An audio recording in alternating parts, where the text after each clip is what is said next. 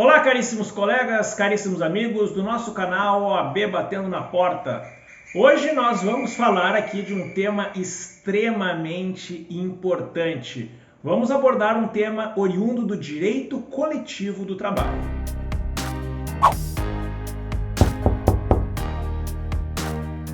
Olá, caríssimos colegas, vamos direto ao ponto então. Vamos falar agora de liberdade sindical. A liberdade sindical é um dos pilares do direito coletivo do trabalho. Vamos falar então da liberdade sindical versus a unicidade sindical. O que significa isso? Bom, para a gente entender do que se trata essa matéria, esse conteúdo, vamos direto dar uma olhadinha lá, não na CLT, mas hoje na Constituição Federal, mais especificamente no artigo 8º da Constituição Federal. Artigo 8º, incisos 1 e 2 da Constituição Federal. Vem comigo! Diz ali então o artigo 8º da Constituição Federal: é livre a associação profissional ou sindical, observado o seguinte. Inciso 1º. A lei não poderá exigir autorização do Estado para a fundação de sindicato, ressalvado o registro no órgão competente, vedadas ao poder público a interferência e a intervenção na organização sindical. E o inciso 2º.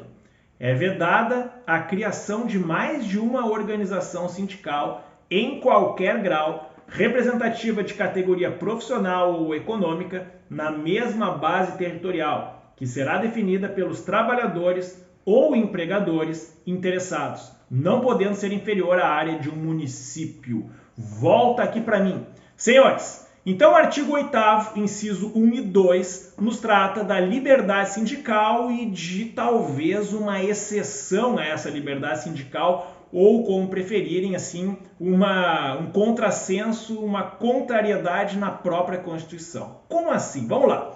O que é a liberdade sindical? A liberdade sindical, na sua essência mesmo, que está no caput e no inciso 1º do artigo 8º da Constituição Federal, significa dizer que o Estado não irá intervir na organização sindical, nem na criação dos sindicatos, nem na sua organização interna, no seu estatuto, como vai funcionar, quantos dirigentes sindicais vão ter, assembleia, como vai funcionar o sindicato, convocação, enfim, mensalidade dos sócios, nada disso o Estado poderá intervir. Por isso, liberdade sindical. E um outro viés da liberdade sindical é de que qualquer empregado poderá se associar ao sindicato da sua respectiva categoria quando bem entender e não é obrigado a se manter filiado no sindicato. Então, são dois viés, duas vertentes da liberdade sindical. Primeiro, o Estado não pode interferir na criação. Então, se um grupo de trabalhadores quer criar um sindicato, beleza, é livre, liberdade sindical. Podem criar depois de ser criado o seu sindicato, podem criar o seu estatuto, tudo certo.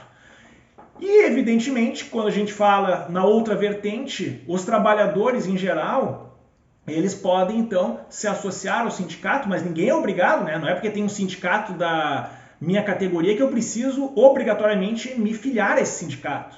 Então, eu, por exemplo, teria o sindicato dos professores. Eu não preciso obrigatoriamente me filiar. Tanto é que eu não sou filiado ao meu sindicato dos professores, do ensino privado. Não sou, mas existe esse sindicato.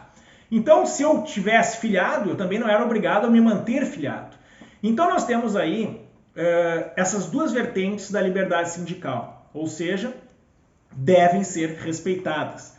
E muitas vezes a gente vê afrontas ao princípio da liberdade sindical. Na própria CLT traz ali regramentos em tese de que o sindicato deve obedecer. Ora, o dispositivo já aparece totalmente inconstitucional porque vai de forma contrária ao que diz o artigo 8º da Constituição Federal. Então, dispositivos, vários deles lá, que estão ali 515, 518 e alguns outros ali em redor desse, que exigem alguma coisa ali em relação ao sindicato, eles parecem ser inconstitucionais. Então tem doutrina apontando a inconstitucionalidade, tem outros que dizem, não, mas isso é uma pequena regra que pode, enfim.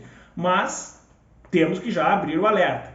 E nós temos também abusos por parte do empregador que trazem, então, uma certa inconstitucionalidade, um certo abuso ao direito dos empregados de entrarem no sindicato, se sindicalizarem ou não, né? Ou de permanecerem nele. Então não pode, por exemplo, uma empresa te oferecer um emprego e diz, olha, eu te ofereço esse emprego, mas desde que tu, durante o contrato de trabalho, não entre num sindicato, não se filie a um determinado sindicato. Isso é abuso, eu não posso, é uma cláusula abusiva num contrato de emprego. Então nós temos aí o princípio da liberdade sindical. Mas repare, no inciso 2º do mesmo dispositivo do artigo 8º da Constituição Federal, já vem uma coisa completamente contraditória. Diz, inciso 2º, que nós já lemos, é vedada a criação de uma organização sindical em qualquer grau. Qualquer grau significa sindicatos, federações, confederações, que são os graus de uma organização sindical. É vedada a criação de mais de uma organização sindical em qualquer grau, representativa de categoria profissional ou econômica, ou seja, tem os sindicatos dos trabalhadores, tem o sindicato dos empregadores, na mesma base territorial, que será definida pelos trabalhadores ou empregadores interessados não podendo ser inferior à área de um município. Ou seja, eu não posso ter mais de um sindicato na mesma base territorial, que não pode ser inferior à área de um município. O que isso significa, senhor? Significa que o próprio legislador colocou ali uma intervenção à liberdade sindical. Ele não está respeitando a liberdade sindical que ele mesmo criou. Então, diferente da unicidade sindical, seria pluralidade sindical, ou seja, quantos sindicatos quiserem existir, mesmo que seja da mesma categoria. Então, quando a gente fala não pode ser inferior à área de um município, pegar o exemplo dos, sei lá, padeiros. Eu posso ter o sindicato dos padeiros de Porto Alegre. Eu não poderia ter outro sindicato dos padeiros em Porto Alegre, já existe um. Mas eu poderia ter o sindicato dos padeiros de Santa Cruz do Sul, que é uma outra cidade próxima a Porto Alegre, mas é outro município. Então eu poderia ter o sindicato dos padeiros de Santa Cruz do Sul e o sindicato dos padeiros de Porto Alegre. Tá tudo certo. Agora, dois sindicatos de padeiros na mesma base territorial, não poderia. Então não existe sindicatos distritais ou sindicatos de bairro ou sindicatos de empresas. Eu não poderia ter em Porto Alegre, por exemplo, o sindicato dos padeiros do bairro Bela Vista e o outro sindicato dos padeiros do bairro Moinhos de Vento. Não, eu não poderia ter isso. Então essa é a proibição, a vedação que o legislador nos traz. Mas e agora? O que vale se nós temos a liberdade sindical de um lado e a unicidade sindical do outro? Pois bem, nós temos então uma exceção, digamos assim, ao princípio da liberdade sindical. Ok, meus caros? Qualquer dúvida, pergunte nos comentários que o mais breve possível será respondido. Um grande abraço e até a próxima.